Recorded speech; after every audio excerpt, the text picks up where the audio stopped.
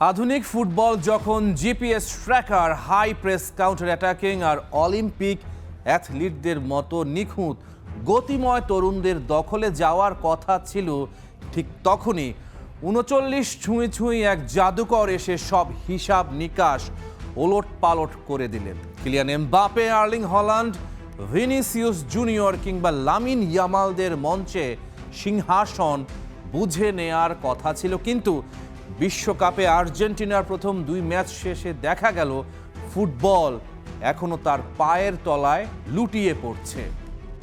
ফুটবলের দীর্ঘ ইতিহাসে ২০ বছর ধরে একটা প্রশ্ন তাড়া করে বেড়াচ্ছে, লিওনেল মেসির পর কে? কিন্তু ২০২৬ বিশ্বকাপের প্রথম অধ্যায় আমাদের এক রূঢ় ও রোমাঞ্চকর বাস্তবতার মুখোমুখি দাঁড় করিয়েছে।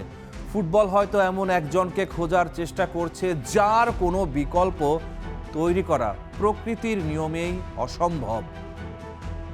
টানা ষষ্ঠবারের মতো বিশ্বকাপের মঞ্চে পা রেখে লিওনেল মেসি প্রমাণ করলেন রেকর্ড তাকে তাড়া করে না, বরং তিনিই রেকর্ডকে তাড়া করে খাঁচায় বন্দি করেন।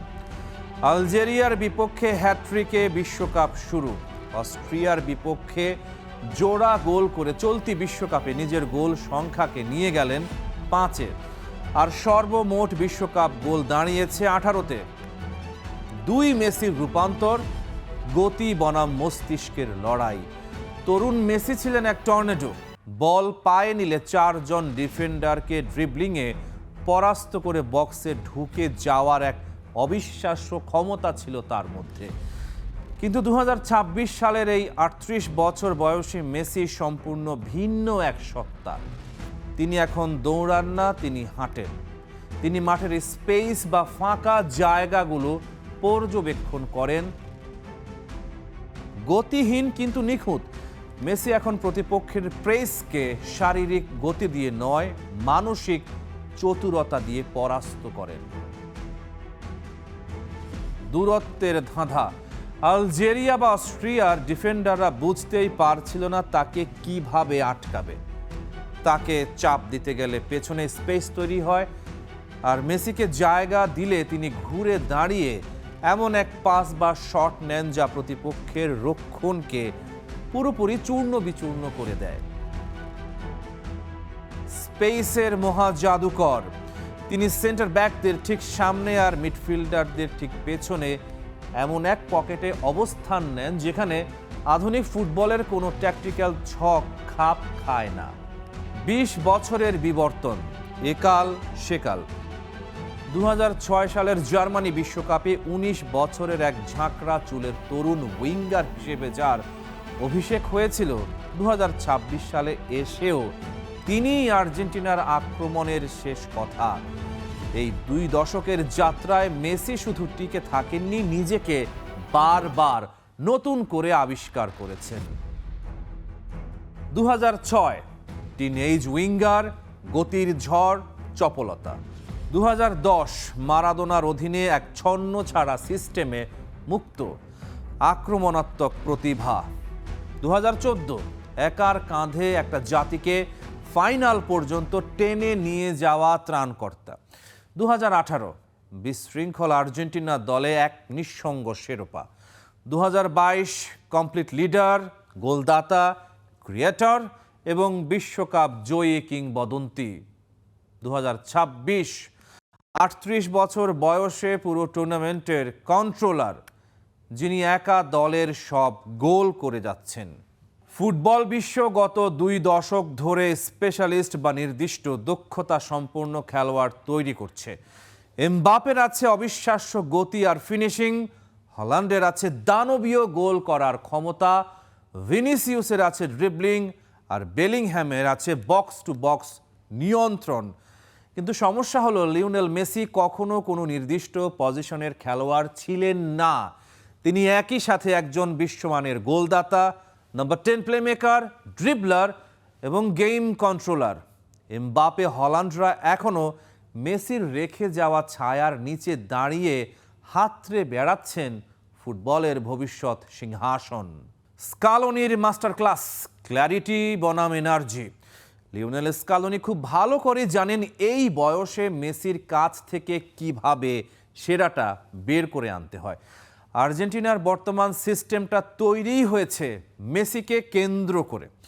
মিডফিল্ড প্রতিপক্ষের আক্রমণ রুখে দূরত্ব বজায় রাখে, উইঙ্গাররা মাঠের পরিধি বাড়িয়ে ডিফেন্সকে ব্যস্ত রাখে, আর ব্যাকলাইন নিজেদের টেরিটরি ধরে রাখে।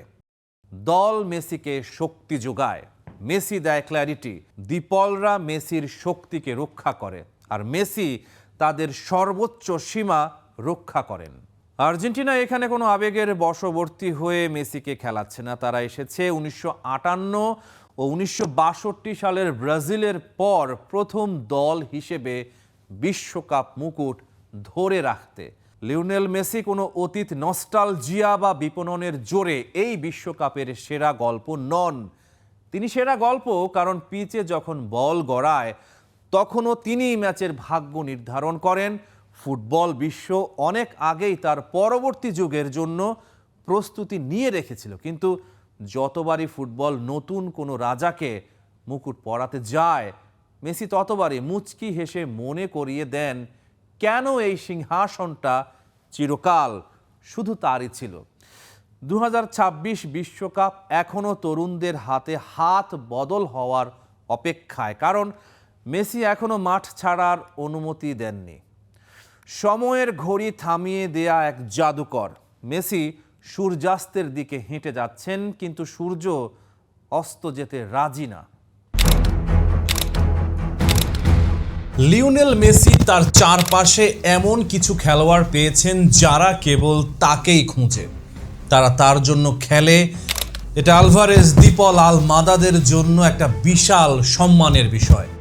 মেসির প্রতি তাদের এতটাই শ্রদ্ধা যে তার সাথে খেলতে পারাটা তাদের জন্য এক পরম সৌভাগ্যের বিষয় বলে মনে হয়। এই ফুটবলাররা মেসির জন্য মাঠে জীবন দিতে প্রস্তুত এবং আরও একবার বিশ্বকাপ ঘরে তোলার জন্য সব কিছু বিলিয়ে দিতে রাজি আছেন। মেসি এখন আগের যে কোনো সময়ের চেয়ে বেশি ডিসাইসিভ। স্কালোনি এই দলটা লিওনেল মেসির জন্য তৈরি করেছেন। থিয়াগো আলমাদা বক্সের ভেতরে আছেন, তার সামনে বিশ্বকাপে গোল করার সুযোগ। বল তার সামনে আসে, ঠিক সেই মুহূর্তে আলমাদা কি করলেন? আলমাদা বলটাকে নিজের দুই পায়ের ফাঁক দিয়ে চলে যেতে দেন, কারণ তিনি দেখতে পান মেসি আসছেন এবং মেসি এর চেয়েও ভালো কিছু করতে পারবেন। এই দলটা আসলে মেসির জন্য কি কি করতে পারে, আলমাদা তার একটা নিখুঁত উদাহরণ। মেসি হলেন বিশেষ মুহূর্তের জাদুকর। তিনি যদি কিছুটা স্পেস পান তবে এমন কিছু মোমেন্ট তৈরি করবেন যা অন্য কেউ ভাবতে পারে না। আর্জেন্টাইন ফুটবলাররা গোল করার জন্য বলটা তার দিকেই বাড়িয়ে দেবে।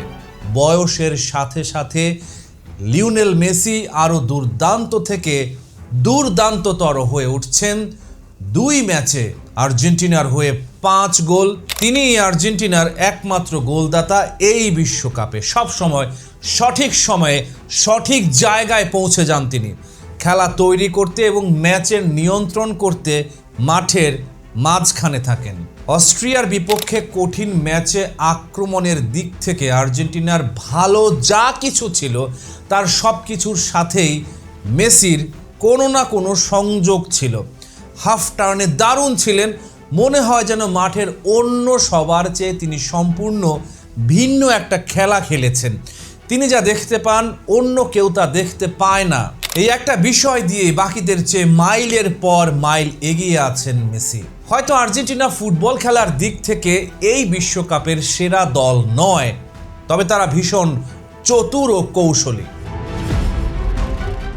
ডালাস ঝলমলে স্টেডিয়াম, আর্জেন্টাইন সমর্থকদের গলার আওয়াজ যেন একটা মহা সঙ্গীত হয়ে উঠেছে।